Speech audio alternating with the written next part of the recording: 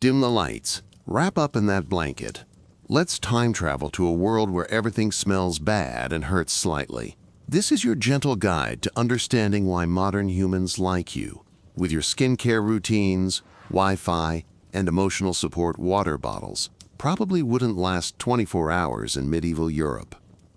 But don't worry, that's not your fault.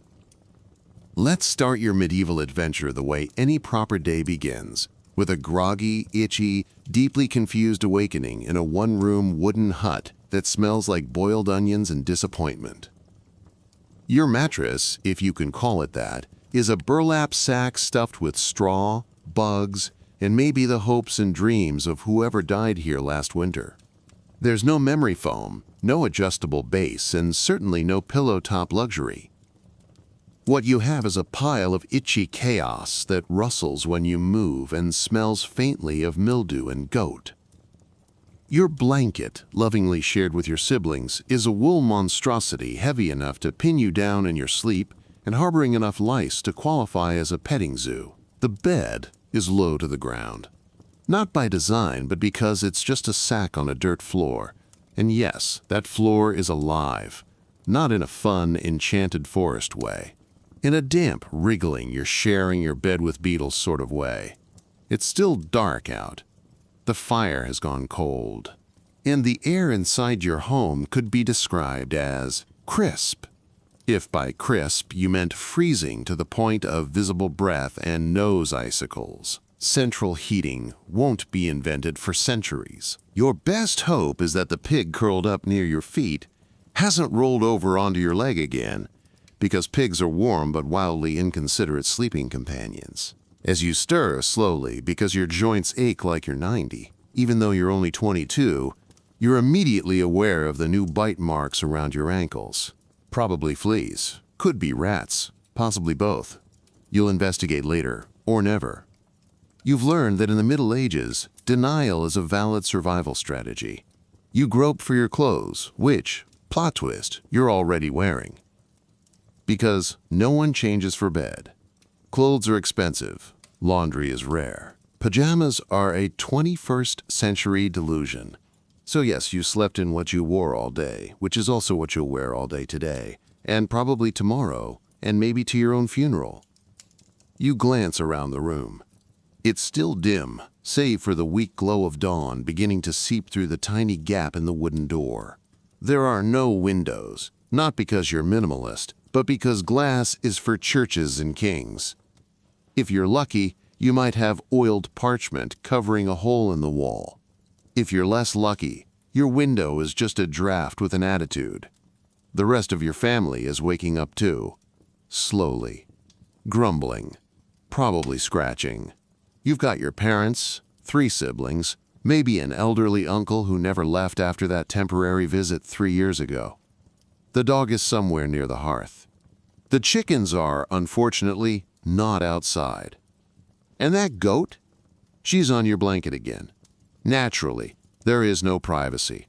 Not for sleeping, not for changing, not for anything. You've never had a moment alone in your life unless you were outside in the rain. And even then, the chickens usually followed. The smell inside is a blend of unwashed hair, damp wool, animal droppings, and a hint of stale beer. It's not pleasant, but it's familiar. You've grown used to it, like the way people get used to living near a sewage plant or having an emotionally needy roommate. It's fine. Everything's fine. Outside, the church bell rings. Loudly. Repeatedly. No snooze button. No gentle meditation chimes. Just an iron reminder that your Lord and your God both expect you to start moving, and that if you don't, your absence will be noted and punished. The bell tolls for thee. And thee needs to milk the cow before breakfast. You sit up, wincing as your spine protests, and push aside a cat who is not yours. You don't know whose cat it is. You've never known. It just lives here now. Welcome to your morning in medieval Europe. You're cold, you're dirty, you're sore, you're surrounded. And the day hasn't even started. Congratulations. You've made it out of bed without being bitten by the goat, tripped by a chicken, or suffocated under the shared wool blanket. Your next mission, relieve yourself. Unfortunately, this is not a private affair involving flushing porcelain and hand soap. This is medieval Europe, and here, answering nature's call is an act of courage, strategy, and frequent resignation. There is no bathroom. That's not just a statement of absence, it's a lifestyle. Indoor plumbing won't arrive for centuries, and privacy, like toothpaste or democracy, is still in its conceptual phase. So what do you do? If you're in the countryside, and odds are you are because 90% of people were, the solution is charmingly rustic. There's a wooden bucket behind the house. It may once have had a lid. It does not anymore. What it does have is a smell so aggressive it could qualify as a weapon. It's full because Uncle Wolfstan had a particularly enthusiastic night of drinking and turnips. There's no toilet paper. That hasn't been invented. Instead, you choose from the following list of equally terrible options: handfuls of straw, clumps of moss, a discarded rag if you're lucky, or unlucky, depending on who used it last. And once the bucket is full, you toss it into the street, or the yard, or the neighbor's yard, wherever gravity and your aim allow. It's not just you. Everyone does this. The result? A village road that is less a street and more a medieval obstacle course made of refuse, hoofprints, and existential regret. You're supposed to shout, "Gardez l'eau," French for watch out for the water, before tossing the contents.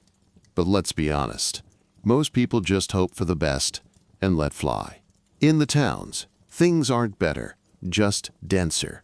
If you're a city dweller, you're surrounded by people, livestock, and medieval waste infrastructure. The streets double as sewers. Open trenches run along the sides, filled with a delightful soup of chamber pot contents, animal droppings, spilled ale, fish guts, and whatever the tanner dumped last Thursday. In summer, the smell is so bad it could curdle your soul. In winter, it freezes, and then it becomes slippery. Now, if you're really lucky, you might live in a town with a public latrine. Picture a long wooden bench with a dozen holes and no partitions. You sit shoulder to shoulder with strangers, staring forward and pretending this is fine. It's a social event. A bonding experience. A complete lack of dignity. You can make awkward small talk, but no one makes eye contact. This is the unspoken rule of communal defecation. And what about castles? Surely the lords have something better, right? Yes, but better is relative. A castle's luxury commode is called a garderobe, a small stone room jutting out over the wall, with a hole that leads directly to the moat or ground below. Sounds fancy until you remember that moats are not just decorative water features. They're also toilets. And since your enemies know this, they occasionally climb in through the waste chute during sieges. Yes, siege ninjas entering via poop tunnels. History is awful. Cleanup is minimal. Hands get rinsed, if at all, in a basin of water that's been reused since sunrise. Soap is made from animal fat and ashes. It works, technically, but smells like a wet candle and feels like sandpaper. Most people just don't bother. Why scrub when you're going to be covered in grime again in 5 minutes? Let's be clear. Medieval toileting is not about comfort. It's not about hygiene. It's about survival. Cold drafts, splinters, rats, and the constant gamble of who used the bucket last. Whether you're peasant or noble, male or female, rich or poor, you're all equal in one way. You poop into a hole and hope it doesn't splash. And if you're one of those rare souls who manages to clean up properly afterward, congratulations. You've just earned the medieval equivalent of a Nobel Prize in self-care. Now, go wash your hands. Or don't. No one else is. It's morning now. You've survived the straw bed, the public poop bucket, and the great moss wipe of 1325. What's next? Food. Surely you think there's some comfort to be found in breakfast, something warm, hearty, and full of calories to keep you going through the unrelenting misery of medieval existence. let's disabuse you of that notion immediately. Your breakfast is not an event, it's a situation. A sad, sludgy situation, ladled into a wooden bowl and handed to you by someone who has stopped caring. Possibly your mother, possibly your cousin, possibly both, since everyone in this household is a blur of familiar dirt and mutual resignation. The centerpiece of your morning meal is pottage. If you've never had the pleasure, imagine this. A grayish-brown stew made from grains, root vegetables, maybe a bean, possibly a turnip that died suspiciously. Pottage is not a dish so much as a process, one that's been ongoing for a week, minimum. You don't make pottage fresh, you add to it every day. It's the original slow cooker meal, except there's no potpourri of delightful herbs, just a bubbling swamp of edible mud, flavored with, hope it doesn't make me sick. Is there meat? Ha! No meat is for feast days, holy days, and tax days. Not random Wednesdays when your Lord forgot you existed. If you're lucky, there might be a sliver of bacon fat bobbing around like a luxury yacht. If not, there's always the turnip. Again, next to the pottage is your daily bread.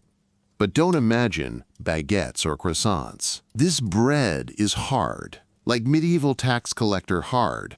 It's made from coarse rye or barley flour, often bulked up with sawdust, acorn meal, or, in especially desperate times, dirt. And yes, that was an actual thing. People added soil to their flour to stretch it further. It's crunchy, not in a good way. The crust could be used as a weapon. The inside, if it exists, is dense enough to register on seismic equipment. And before you even consider slathering it with butter, let me stop you. Butter is rare. Jam is fantasy. Spreads of any kind are for people who wear shoes and don't share beds with poultry. So you eat, quietly, because everyone else is too tired or too busy scratching to talk. Children gnaw at hunks of bread like little medieval rodents. The elderly sip their pottage and stare into the middle distance. The family goat tries to stick her head in the pot. Again, no one stops her. She's earned it. And what are you drinking with this delightful ensemble? Certainly not orange juice or coffee. In fact, water is off the table, literally, because drinking water is a gamble that even gamblers won't take. It's riddled with bacteria, parasites, and mystery debris that looks suspiciously like bits of someone else's laundry. So instead, you drink beer. Small beer, to be precise. A weakly fermented brew with low alcohol content and a higher survival rate. Even children drink it. Even breakfast monks drink it.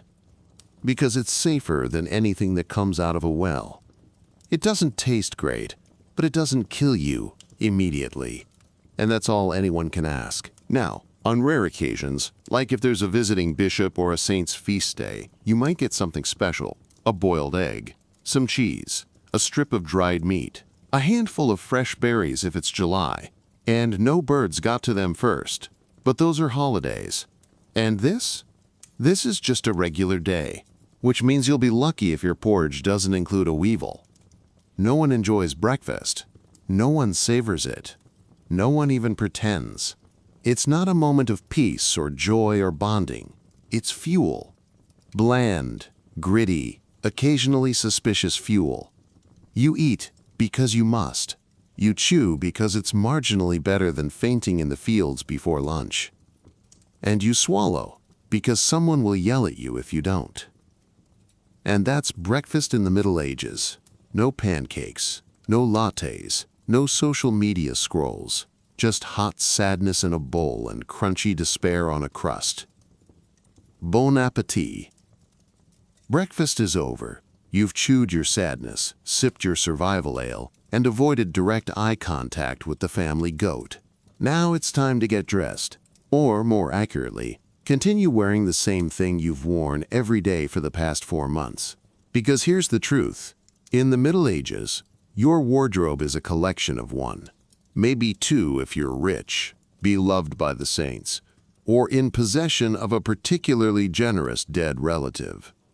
Clothing isn't fashion. It's a layer between you and the hostile outside world, like armor, but itchier. and held together with poorly conceived hope. Your outfit is simple: a tunic, rough-spun wool if you're average, scratchier than sandpaper linen if you're slightly better off, and nothing at all underneath if you're a peasant, with neither dignity nor laundry privileges. Underwear? Optional, meaning rare, meaning no. If you're lucky, you might have a linen shift, the medieval version of boxers, but odds are you're flying medieval free. The tunic is heavy, slightly damp from yesterday's fog, and smells like a fermented oat. It was originally brown. Now it's something else. A mosaic of stains and patches, each with a story you've long since stopped telling. One elbow has been resewn with twine. The hem is uneven. And there's a mysterious crust on the shoulder that no one has dared investigate. You pull it on over your sleep sweat and yesterday's dust, because there's no bath scheduled for this week or this month, unless someone dies and leaves behind a tub of warm water as inheritance. As you do, your skin begins to itch in all the usual places. This is normal. That's just the lice saying good morning. Shoes? That depends. If you own any, they're made from rough leather, barely stitched together and shaped like the idea of a shoe rather than an actual shoe. Arch support? Absolutely not. Waterproofing? Don't be silly. Soles? Technically. If not, you're barefoot and about to spend the next 12 hours walking through mud, manure, and mystery fluids that seep into your toes and stay there forever. Stockings are a medieval fever dream. Buttons haven't been invented yet. Laces are made of leather strings that unravel constantly. Belts are made from rope or whatever you can scavenge. Fashion isn't expression, it's survival. And every outfit tells a story that usually ends in scabies. Outerwear is also conditional. Cloaks, capes, and cowls exist, but they're made of the same coarse wool and come with the added bonus of absorbing rain like a medieval sponge. Once wet, your cloak will double in weight and cling to your limbs like a damp promise. But you wear it anyway, because wind is real, and frostbite doesn't care about your feelings. Head coverings are common, especially if you're female. Modesty, tradition, and religious obligation require you to wrap your hair in linen, which also helps disguise the fact that no one in this village has shampooed since the last crusade. Men might wear coiffes, little cloth caps that serve no purpose except to flatten lice into a uniform distribution. Accessories. The only accessory you own is a belt knife, used for everything from cutting bread to scraping mud off your feet to picking at suspicious growths. Jewelry is rare, and if you do wear it, it's either religious, a wooden cross perhaps, or something you looted from a skeleton in the woods and don't talk about. There is no mirror. You've never seen your reflection beyond the occasional puddle. You don't care about trends. You care about not freezing, not being mistaken for a criminal, and not accidentally exposing your knees, which is both scandalous and extremely drafty. And once you're fully dressed, layered in the fabric equivalent of a bark mulch pile, you step outside, only to realize the neighbor's pig has taken a nap in your boot. Again.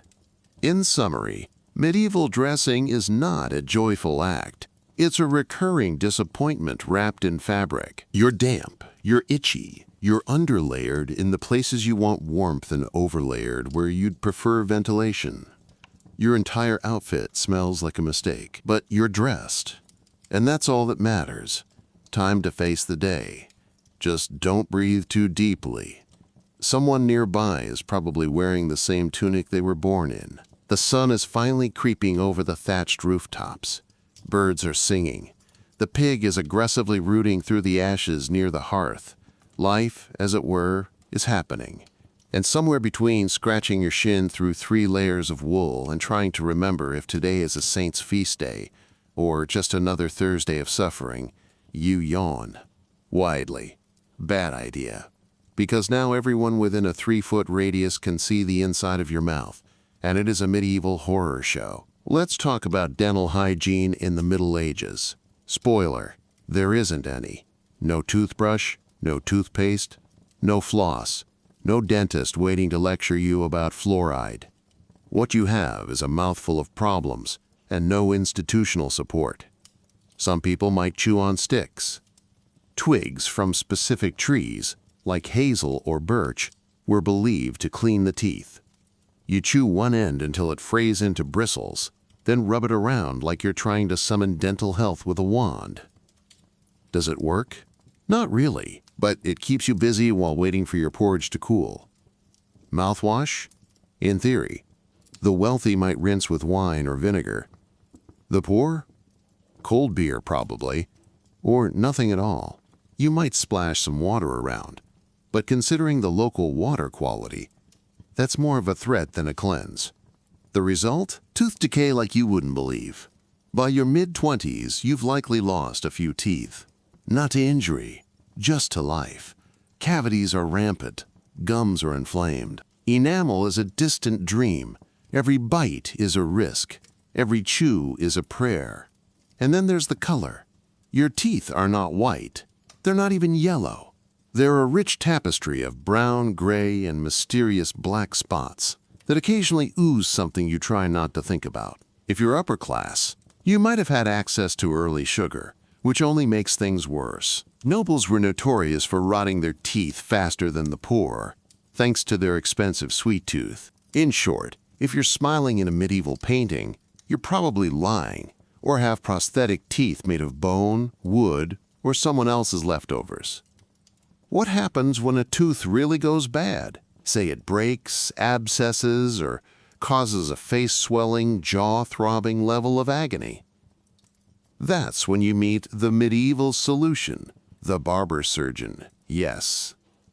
The same man who trims beards, shaves monks, and maybe dabbles in bloodletting will now pull out your infected molar using a rusty iron tool shaped like regret. There's no anesthesia, no numbing gel, just a strong ale, 2 friends to hold you down, and a lot of screaming. If you're lucky, you pass out before the second tug. And that's if you find a barber surgeon. Many peasants just let the tooth rot in place, hoping the pain will go away. Sometimes it does. Other times it becomes infected, spreads to the bloodstream, and kills you. That's right, a toothache can be a death sentence. Not metaphorically, literally. You die. From a molar. Kissing? A disaster. Bad breath is universal. There's no mint, no gum. Just a constant cloud of stale beer, half-digested pottage, and whatever your molars are fermenting this week. Romance smells like onions and disappointment. In fact, smiling in general is dangerous. You don't want to show off the war zone inside your mouth. Most people keep their lips sealed, partly out of modesty, partly out of fear that something will fall out or make a noise. There's a reason medieval portraits rarely show teeth.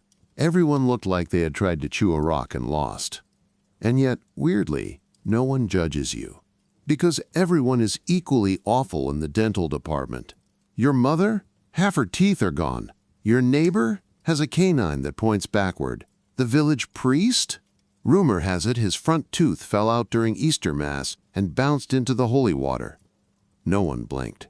So you go about your day, lips mostly closed, jaw slightly clenched. Not out of shyness, but to hold things in place. Your smile, like your sanity, is fragile. Best not to test it. Medieval dentistry is a tragic, toothless affair, and you're living it. No brushing, no braces, no hope. Just your mouth, your stick, and the constant throb of impending dental doom. And now that your gums are bleeding slightly and your breath could start a bar fight, it's time to head outside. Work awaits. Fields don't plow themselves, and neither do social hierarchies built on inherited trauma. Employment. That noble act of exchanging your time and talents for a little money, and maybe a company mug. Except in medieval Europe, there's no mug, there's no money, and your talent is just being alive enough to lift something heavy without immediately dying. So let's go ahead and clock in. Not that clocks exist yet.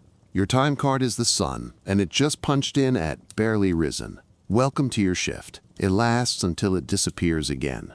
Your job is simple. Stay alive while laboring in the fields of someone you owe everything to and who cares about you? Not at all. You're a peasant, and that means farming. But not the Instagrammable kind with straw hats and sunflowers. No, your job is to wrestle food out of the ground using tools so primitive they make a salad fork look futuristic. You get a wooden plow, maybe an iron hoe if your village is rich, and a sickle so dull it could barely trim your regrets. Oxen? Only if you're rich. Or if your neighbor's ox died and you got there fast enough. The land isn't yours. It belongs to a lord, a baron, or some guy named Geoffrey who inherited it because his uncle survived a joust in 1173. You, meanwhile, inherited a back injury and a family line of sore knees. You owe Geoffrey part of your harvest, a handful of coins, which you don't have, and 1 goose per year. If you fail to deliver, fines, punishment, or worse, extra goose tax. So you get to work. You dig, you sow, you weed, you haul water from a well a mile away. Your hands are blistered, your feet are raw. Your entire body feels like it was put together by someone with a grudge. Every motion creaks. Every breath comes with a side of dust. It's not just hard work. It's everything-resistant work. Rain? You still work. Frost? You still work. Bubonic plague? As long as you can hold a spade, you're expected to get those turnips in.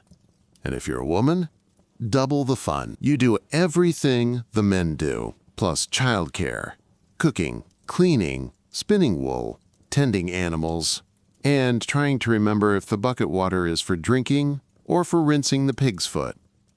Children start helping around age 5. Their jobs? Scaring birds from crops, collecting dung, getting in the way, and occasionally eating dirt. Breaks? Not really. Lunch is what you can carry in your cloak. Usually old bread, a sliver of cheese, or leftover pottage that's congealed into something between soup and roofing material. You eat with your hands. Sometimes you share it with a dog. Sometimes the dog takes it. There's no union. Now, if you're one of the lucky few who isn't a farmer, your options are not better. Perhaps you're a blacksmith, working over a fire in a shed that's hotter than a dragon's armpit. Or maybe a tanner, dealing with animal hides soaked in urine and quicklime. Or a miller, breathing flour dust until your lungs develop a soft crust. Or you're a cooper. That's a barrel maker, which sounds quaint until you realize you've been hammering in a wooden shed for 11 hours and still can't feel your thumbs. In town, you might be an apprentice, learning a trade in exchange for meals, abuse, and the chance to maybe, one day, die with a title like journeyman. You work under a master who is only marginally more qualified than you, but infinitely more smug. You sleep in the workshop, eat with the pigs, and dream of the day you'll be allowed to touch the good chisel. And if you're lucky enough to work for the church, congratulations, you still work. Monks and nuns rise before dawn, pray, farm, copy manuscripts until their wrists seize up, and then pray again. The wages? Eternal salvation, benefits pending. The thing is, no matter who you are, your job isn't about fulfillment. It's not about dreams. It's about not dying. You work to eat. You eat to work. You sleep just enough to wake up and do it again. Your boss is either God or Geoffrey, and neither accepts vacation requests. Still, you manage. You whistle. You hum. You laugh when someone steps in cow dung. Because if you didn't, you'd cry. And that uses too much water, which you'll need later to wash your one tunic for Easter. Welcome to the workforce. There's no HR, just hay rash. Let's take a moment to appreciate just how angrily the outdoors treats you in the Middle Ages. Today, you might complain if your apartment's too cold, or the office AC is set to Arctic Dungeon. But in medieval Europe, the weather is your boss, your frenemy, your landlord, and the reason your left foot no longer bends correctly. It's not part of life. It's a relentless campaign to reduce you to a soggy, frost-bitten, sunburned husk before you hit 30. Let's start with winter. Winter in the 14th century is not hot cocoa and mittens winter. It is hope you don't die in your sleep winter. There is no central heating, no insulation, and no heated floors unless you count the pig who fell asleep on your foot last night. Your house, and we use that word generously, is a drafty wooden box with walls that leak wind like a gossip leaks secrets. Windows are either non-existent or covered with oiled parchment that flaps dramatically in the breeze, which is ironic because that breeze is actively trying to kill you. The roof is thatch, which holds snow like it's trying to impress someone, and then leaks it directly onto your bed at 3 a.m. You bundle up in your one-wool tunic, which has absorbed enough moisture to double as a wet sponge, and wrap yourself in a cloak that smells like the family cow. And still, your fingers go numb, your nose runs, your toes consider quitting. Fires help, a bit. But firewood is expensive and illegal to gather if it comes from the Lord's forest, which is all the forest. So you burn dung. Actual dung. Dried animal waste. It works, technically, but your house now smells like roasted sadness. Now skip ahead to summer. Surely summer is better, right? Wrong. Summer is just winter's crueler cousin. The heat turns your house into a medieval slow cooker. You sweat in places you didn't know could sweat. You itch, you chafe, you stink. And you can't remove your layers because a tunic is all you've got. And scandalous nudity is a sin punishable by shame, fines, or Geoffrey the Constable throwing you in the stocks. You try to sleep at night but can't because the air inside your home is thicker than your pottage. Flies buzz around your head like gossipy old crones. Mosquitoes feast on your ankles like you're the buffet. And you can't open a window because, again, no windows, just wall holes that let in more bugs and maybe a rat. Rain? Constant. And it's not helpful.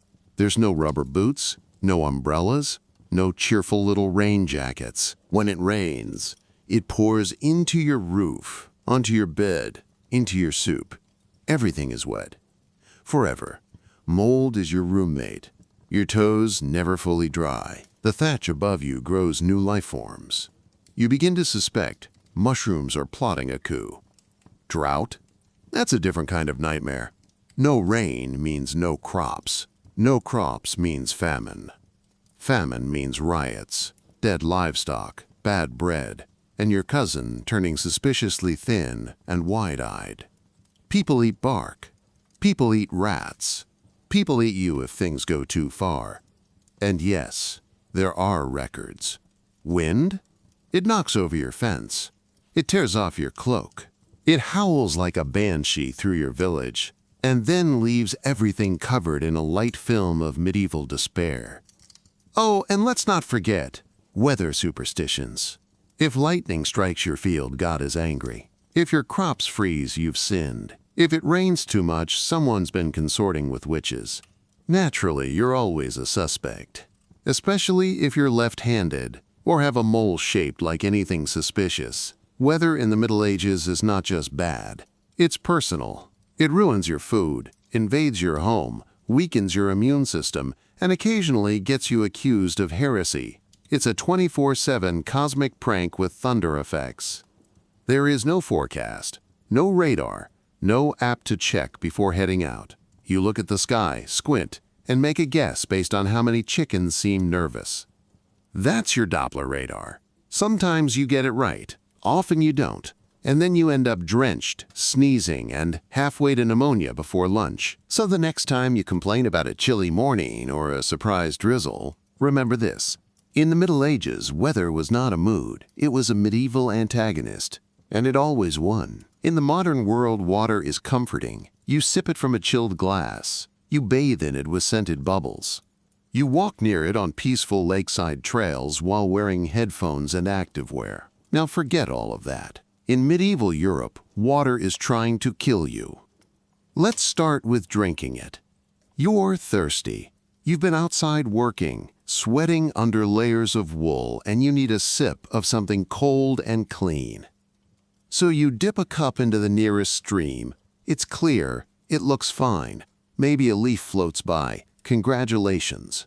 You've just ingested a slurry of bacteria, rotting animal matter, and possibly the remnants of someone's bath, exorcism, or backyard butchery.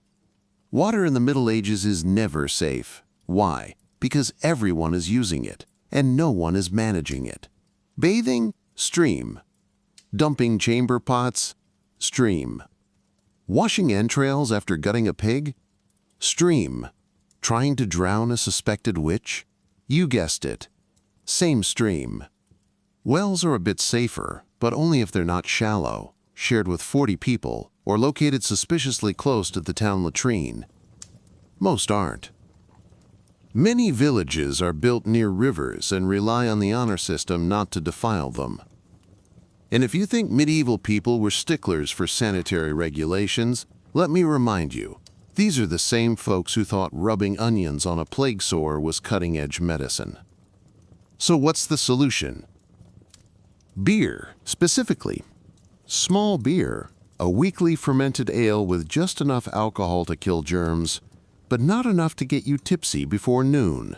Everyone drinks it. Men, women, children, priests, goats, probably. It's not delicious, but it doesn't cause immediate dysentery, and that's the highest praise any medieval beverage can hope for. Want a change of pace? Maybe some wine? Sure, if you're rich. Wine is imported, expensive, and usually reserved for monks and people named Henry. And the water used to dilute it? Also questionable. Feeling unwell? That's probably the water. Or the beer, or the moldy bread. But let's blame the water. It has the most attitude. Now, let's move from drinking to bathing. You might think, well, I'll just clean myself and avoid disease. Ha! Fool! Bathing in medieval Europe is controversial. Some towns have public bathhouses, but they're often seen as suspicious, places of gossip, temptation, and very flexible interpretations of moral hygiene. Monks complain. The church grumbles. Local officials look the other way until someone starts a rumor about illicit foot washing. But even without the moral panic, bathing is a production. You need water, a lot of it, which means hauling it by hand from the well or stream, heating it over a fire, pouring it into a tub, which may or may not leak, and then not letting your siblings use it first. Because if they do, you're bathing in soup, and even if you get clean, it won't last. Your clothes are filthy, your house is filthy, the air is made of damp pig breath. By nightfall, you're just a slightly damp version of your former dirty self, with extra steam. Now how about rainwater? It seems pure, celestial, practically angelic. You collect it in barrels, let it sit, maybe hope it purifies itself. It does not. Rainwater becomes a breeding ground for insects, algae, bird poop, and, if left long enough, sentient new life forms. You drink it at your own peril. You bathe in it, if desperate. You occasionally fall into it if you walk past the barrel in the dark. Need to clean something? Like a dish? Yourself? Your guilt? Water again. And again, it betrays you. Dirty water spreads disease faster than a gossiping nun. People don't understand germs yet. They blame bad air, bad thoughts, and, often, witches. But the real villain is right there, sloshing innocently in your bucket. So let's recap. Drinking water, germ soup. Bathing water, moral hazard and a logistical nightmare.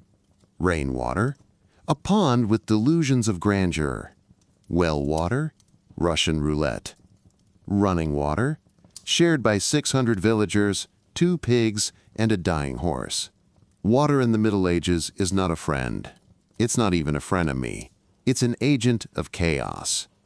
And while it technically keeps you alive, it's only because it's biding its time. So you sip your beer, splash some on your armpits, and pray that the bucket you're using hasn't been used for 5 other things today, one of which involved eels. It starts with a sneeze. Just one. Nothing dramatic. But in medieval Europe, that's the sound of fate cracking its knuckles. A sniffle, a cough, a suspicious rash. These aren't minor inconveniences. They're medieval omens, flashing neon signs, if neon existed, that you've entered a very uncomfortable phase of your life called probably dying. Let's say you wake up with a fever. What do? Well, you don't take ibuprofen. That's still several hundred years away. You don't hydrate. Your local water is a bacterial love letter. And you definitely don't rest, because Geoffrey the Field Overlord still expects you to show up and scythe barley for 12 hours, fever or no fever. Eventually, when the sweating gets weird and you start seeing your grandmother in the ceiling beams, someone calls the local healer. If you're lucky, it's the herbalist, an older woman who smells like rosemary and speaks in hushed Latin when nervous. She brings a sack of dried herbs, a knife carved from bone, and suspiciously specific advice like place 3 leeks on your forehead under a waning moon.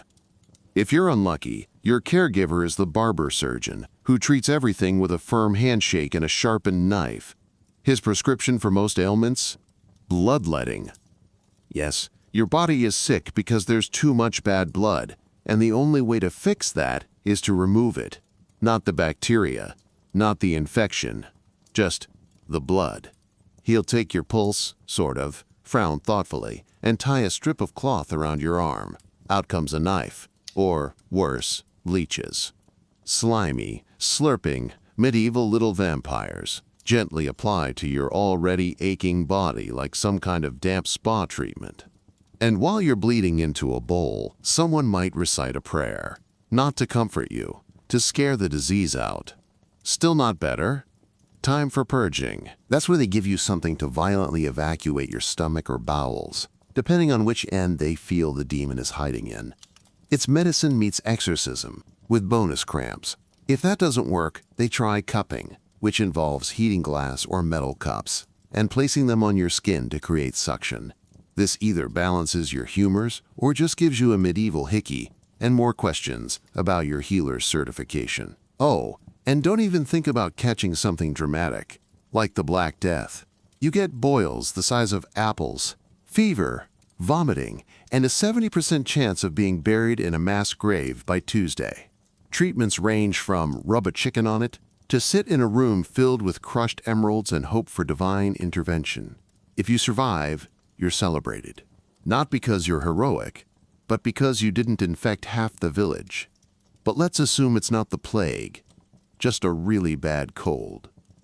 You might try folk remedies, like sleeping with onions under your arms, inserting garlic in places garlic was never meant to go, whispering prayers to Saint Sebastian while chewing willow bark. And the weirdest part? Some of it kind of works. Willow bark contains salicin, a primitive precursor to aspirin. Some herbs had antimicrobial properties. Medieval people weren't completely clueless. They were just operating with 1% of the picture, 0% of the tools, and 100% of the leeches. Still, the odds are against you. Even minor injuries can turn deadly. A cut from a rusty scythe? Welcome to Tetanus Town. A bad tooth? Infection City. A stubbed toe? That could go gangrenous in a week. The life expectancy is about 30 to 40 years, and that's if you make it past age 5 without dying from the vapors or being slightly cold. Doctors aren't trained, not really. Many rely on ancient Greek theories, astrology, and gut instinct, pun fully intended. Hospitals do exist, but they're more religious charity centers than actual treatment hubs. You're more likely to be prayed over than operated on. But don't worry, if you die, it'll be in your own bed, surrounded by family, livestock, and someone loudly reading a Latin passage they barely understand. And hey, your soul gets fast-tracked to heaven, assuming your leeches didn't curse it on the way out. So yes, you're sick. And yes, your chances of survival depend on a woman with a herb pouch, a man with a knife, and whether or not the moon is in Sagittarius. Feeling better yet? You didn't mean to steal the goose. Honestly, you thought it was your goose. It looked like your goose, walked like your goose, honked with that same judgmental tone your goose always used when you burned the turnips. But someone disagrees. Loudly. And now you've been dragged before the local manorial court. A gathering of angry men in itchy tunics, squinting at you like they've already decided your fate before lunch. Welcome to the medieval justice system, where laws are vague, punishments are creative, and trials are as much about spectacle as fairness. If modern justice is a scale, medieval justice is a spinning wheel covered in cheese and suspicion. Let's break it down. If you're a peasant, your case is handled by your local lord or his steward. They sit on a wobbly wooden chair, surrounded by other villagers, and listen to complaints ranging from goat theft to public urination to, occasionally, sorcery. The evidence? Usually someone pointing at you and saying, "He looked suspicious." Witnesses are helpful, but not required. And if they're drunk, even better. Adds flair. Legal representation? Don't be ridiculous. You represent yourself poorly. And you can try to defend yourself, but your options are limited to denying it loudly, crying, swearing on a holy relic that you definitely didn't touch the communal pottage spoon without washing your hands. Now, if the crime is serious, say murder, arson, or slandering a priest's haircut, you might be sent to a higher court. That's where things get really medieval. Punishments vary wildly. For minor crimes, you might get a fine you can't afford, a public shaming, like being paraded around with a sign that says, "I kissed a pig and lied about it." The stocks, those wooden frames where your head and hands stick out and children throw things at you, usually cabbages, sometimes insults, always shame. For more dramatic offenses, punishments escalate fast. Whipping in the village square, while the crowd eats dried peas and judges your skin tone. Branding, because why punish you once when you can advertise your crime forever? Mutilation, like chopping off a hand for theft or losing an ear for bad manners. Execution, if you've really upset someone important. Hanging is popular, beheading is fancier. Being pressed to death, yes, with stones, is reserved for people who refuse to confess, even when innocent. Fun times. Oh, and let's not forget the trial by ordeal. This is where God is asked to weigh in, literally. Examples include holding a red-hot iron and seeing if your hand blisters, being dunked in water to see if you float. Floating equals guilty witch, sinking equals innocent but possibly drowned. Walking across burning plowshares barefoot. If you survive, you're innocent. Also, probably infected. And the absurdity doesn't end there. Animals can be tried in court. Yes, animals. Historical records include pigs sentenced for murder, locusts excommunicated for ruining crops, and rats summoned to court. They didn't show rude. You can also be punished for weird things like baking underweight bread, gossiping on church steps, wearing clothes above your social station. Too much lace? To the pillory with you. Using foul language, unless you're the town jester, in which case you're paid to be rude. There's no standard code of laws, no centralized police. Justice is local, loud, and heavily influenced by whether Geoffrey the bailiff skipped breakfast. And the best part? Sometimes you're punished, even if everyone knows you didn't do it. Just to set an example. Medieval justice, where vibes are stronger than evidence. So did you steal the goose? Maybe, maybe not. Doesn't matter. The Lord Steward has decided you look guilty. The pig is glaring at you, and someone in the crowd just remembered you once laughed during Lent. The stocks are waiting. And the goose? It's gone. Probably eaten by the actual thief who is now the village priest. Well done. You've survived dozens of winters, hundreds of turnips, and at least one scuffle with Geoffrey over a chicken that was definitely yours. You fought lice, dodged leeches, maybe buried a cousin or two or three, sorry Marjorie, and somehow kept most of your teeth and a little of your dignity. Now, finally, you're dying. And while that may sound tragic to modern ears, in medieval times it's less, "oh no," and more, "ah yes, the next shore." Death isn't a dramatic surprise. It's a familiar visitor, often popping in for a chat. You've seen friends die from infected splinters, kids from mysterious fevers, neighbors from falling into suspicious wells, and at least one unlucky tanner from inhaling something a cow definitely shouldn't produce. So when your time comes, whether it's from plague, bad rye, old age at 42, or a goose-related vendetta, no one panics. The family gathers. Candles are lit. Someone starts humming something vaguely holy. A local priest is fetched, if he's not already in the stocks for overly loud blessings. And then, you go. Your soul is, hopefully, bound for heaven, unless you've broken one of the 243 contradictory rules about sin and penance. Maybe you stole bread during Lent. Maybe you forgot to fast on a Friday. Maybe you glanced too long at Sister Agnes and didn't confess for 3 weeks. These things add up. That's where purgatory comes in. Medieval Christianity ran a very successful afterlife bureaucracy, and you were encouraged to stock up on good deeds, indulgences, and prayers like spiritual coupons. The more prayers said in your name after death, the faster your soul gets upgraded, from purgatorial pit stop to cloud front apartment. And if you're lucky, someone in your family pays for a monk to recite 1,000 Hail Marys on your behalf. If you're really lucky, they do it without falling asleep halfway through. Your body, meanwhile, is wrapped in a sheet and buried in the churchyard. No coffin unless you're rich, no headstone unless you're very rich. Just a wooden marker, a clump of earth, and maybe a blessing if the priest remembered his book. The plot is reused in 10 to 15 years when someone else dies and the parish runs out of space. Your bones get shuffled into the ossuary with the others. It's cozy. But death in medieval times isn't just an end. It's a continuation of your story.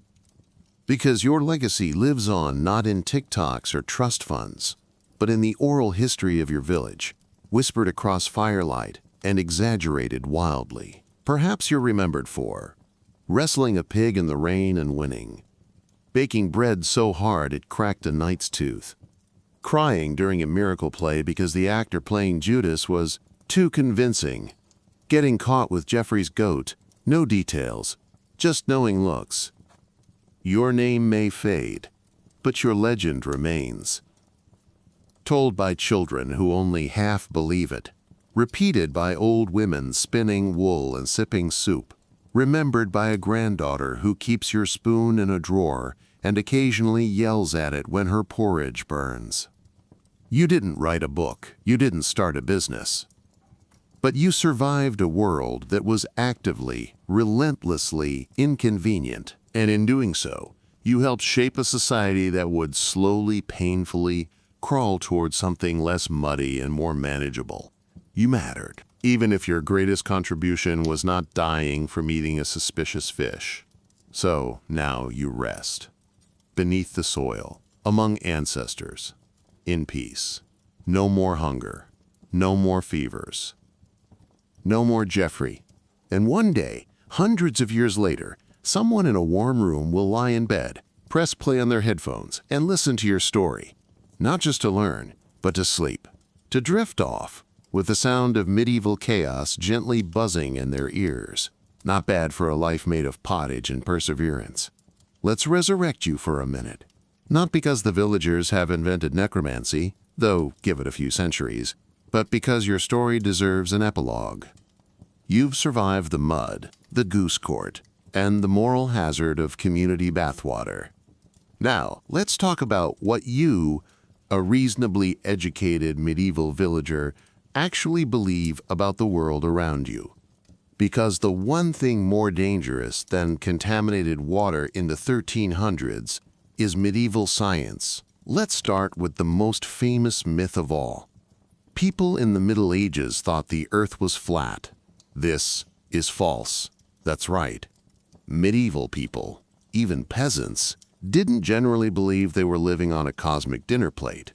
The idea of a spherical Earth dates back to ancient Greece and was preserved in medieval Europe through church scholars, monastic libraries, and the occasional very dusty scroll. You might not understand why the Earth is round. The words gravity and mass are centuries away. But you likely believe the Earth is round just because that's what your local priest says, and your priest reads books.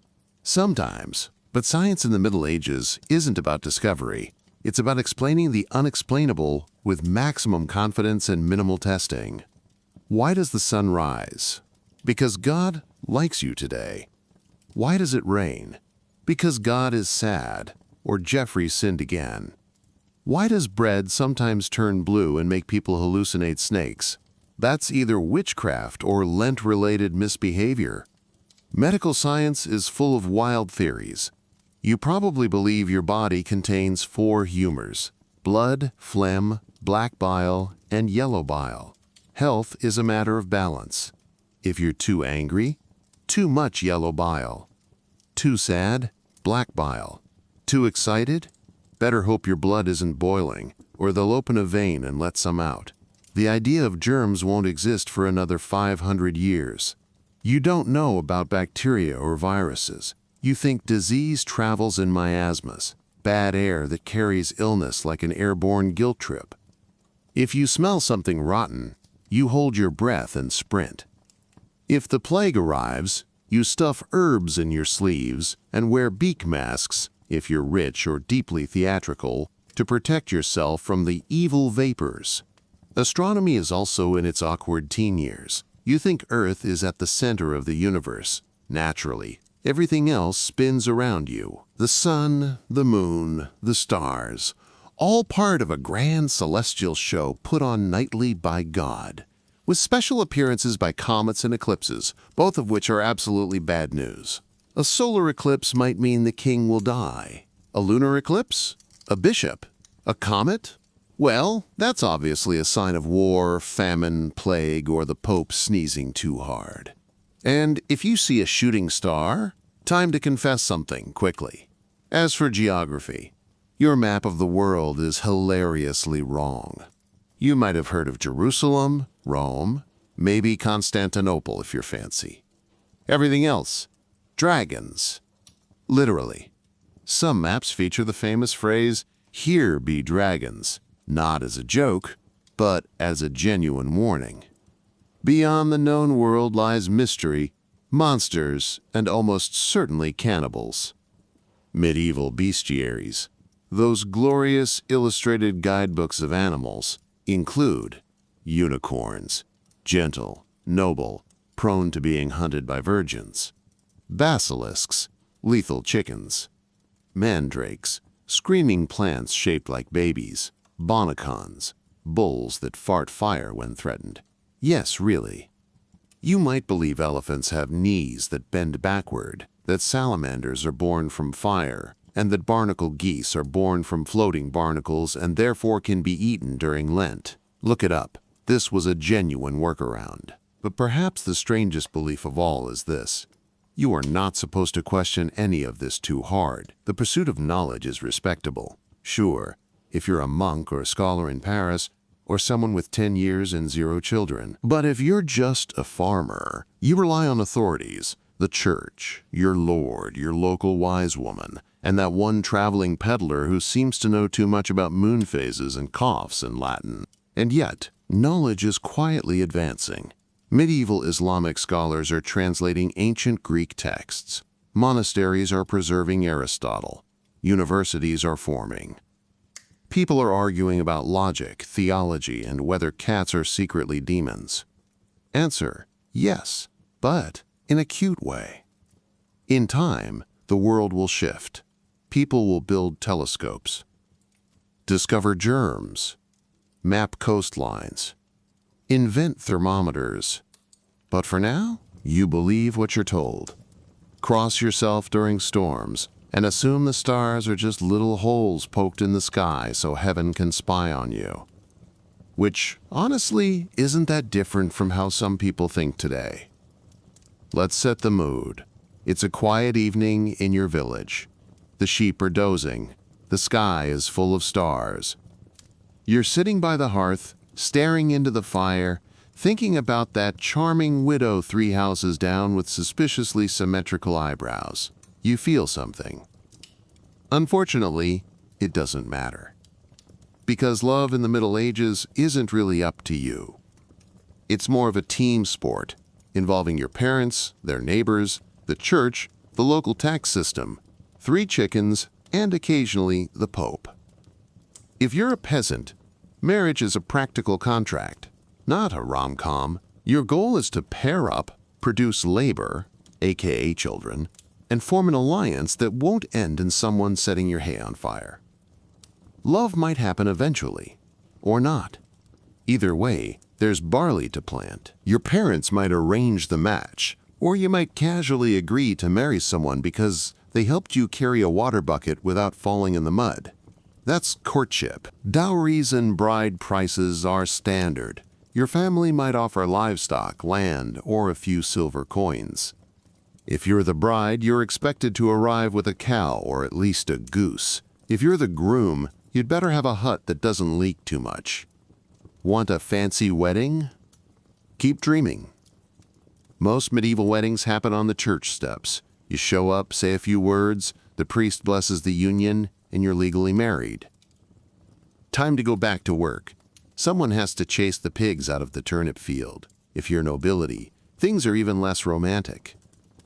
Marriages are about land, power, inheritance, and the subtle art of avoiding war by marrying your daughter to a man with 300 sheep and questionable table manners. You might be engaged by age 5, married by 12, widowed by 17, remarried by Tuesday. You don't pick your spouse, your father does. Your feelings?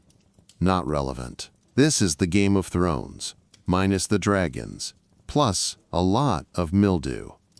A noblewoman might enter a convent just to avoid marrying her cousin for the 3rd time. But wait, what about courtly love? Ah, yes, the poetry, the sighing nights, the handkerchiefs dropped in moonlight.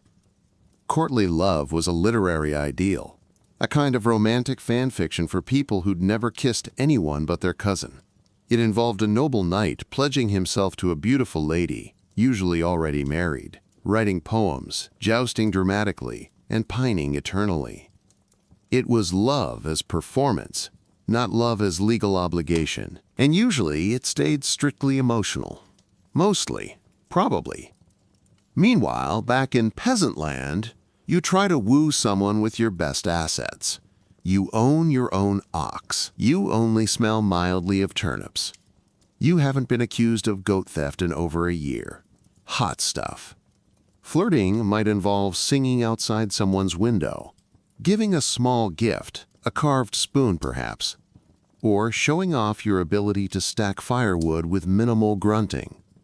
If things go well, you're engaged within days.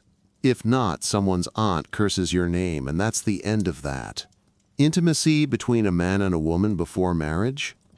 Technically a sin, practically common. People marry young, life is short, and sometimes the priest doesn't show up on time. In many places, saying "I promise to marry you" and then sharing a bed could be considered a legally binding marriage, especially if a child appears 9 months later. Once you're married, life doesn't get easier. You're a team, but also a tax unit, a workforce, and a fertility experiment. Your wife is expected to run the home, raise the children, spin the wool, feed the pigs, and not die. You're expected to work, protect the family, pay the church tithe, and not die. Divorce? Very rare. Technically possible, but expensive, scandalous, and usually requires permission from someone who lives in Rome and hasn't met you. If your marriage is truly unbearable, your best option is to become a monk or nun and quietly disappear. But it's not all doom and social contracts.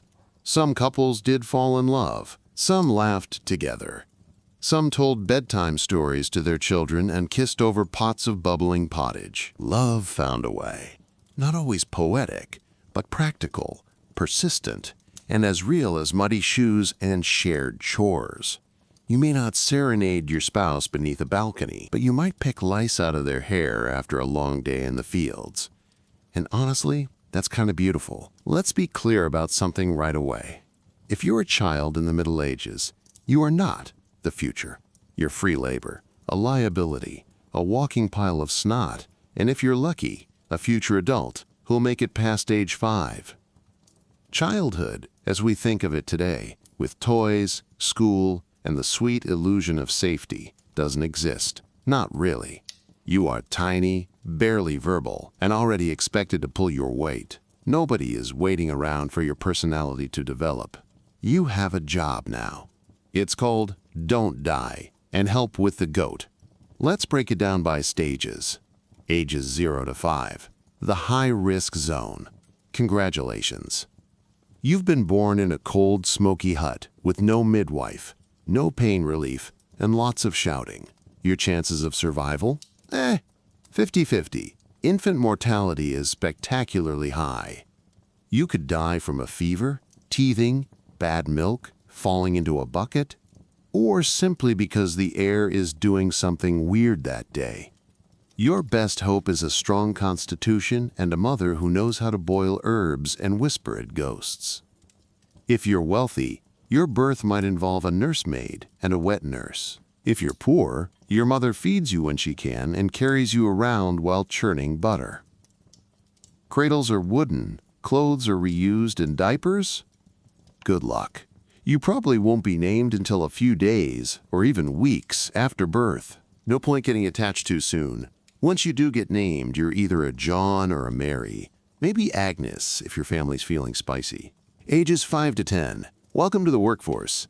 By age 5, you're no longer a baby. You're a miniature adult. You walk, you talk, you know not to eat soapwort.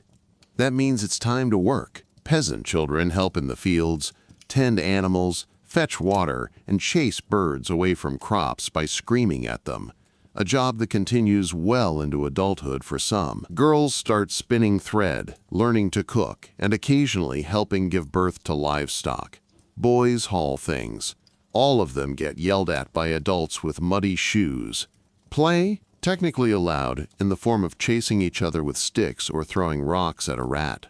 You might have a homemade doll, a carved animal, or a ball made of pig bladder, fun and slightly traumatic. But mostly you're expected to observe, copy, and not knock over the milk pail. Education is rare. If you're lucky and rich, you might learn to read Latin or count to 100. If you're poor, education means someone shouting, "Don't touch that fire, you fool," and you remembering that forever. Discipline is physical, no timeouts. Just sharp words, rough hands, and the occasional reminder that sin begins young. The church teaches that children are born with original sin, so obedience is next to godliness, and misbehavior might literally put your soul at risk. Ages 10 to 15, the great acceleration. You're now approaching marriageable age. Sorry, what? Yes, marriageable. In medieval terms, 12 is the age of consent. Yikes. Many girls are betrothed by then, and some are married off soon after. Boys might wait until they're older, but by 14, you're expected to start thinking about your future profession, which probably involves mud and disappointment. If you're noble, you might be sent away to be a page or lady-in-waiting, training in another noble household where you learn fancy manners, how to serve food dramatically, and which fork to stab a suitor with if he gets handsy. If you're a peasant, more fields, bigger tools, your health is still fragile. Childhood diseases, now joined by adult ones, continue to hover like a very rude pigeon. But if you've made it this far, your odds improve. You're officially a young adult, which is just a medieval term for not a baby, not yet a blacksmith. Your relationship with your parents is functional. They love you, in the same way they love a well-working plow or a cooperative goat. There's affection, yes, but also expectations. No one's saving for your college fund. They're saving for your dowry, or maybe your funeral, depending on how the winter goes. The bright spots. It's not all doom and chores. Kids laugh, play, and get into mischief. They throw sticks. They chase dogs. They wrestle. They sneak off to look at the traveling puppet show and come home with dramatic stories about a knight who married a fairy. They make mud pies, giggle at farts, and believe in saints, miracles, and weird stories about talking fish. There's love, too. Parents grieve deeply when children die. Siblings hold hands. Neighbors care for orphans. In between the labor and danger, there are stolen moments of childhood wonder, made all the more precious by how short and fragile they are. And if you're very lucky, you grow up. You survive the plagues, the pigs, and the precarious chimney. You become the adult telling stories by the hearth, warning the next generation to watch out for Jeffrey's goose and never trust a pig bladder with too much air in it.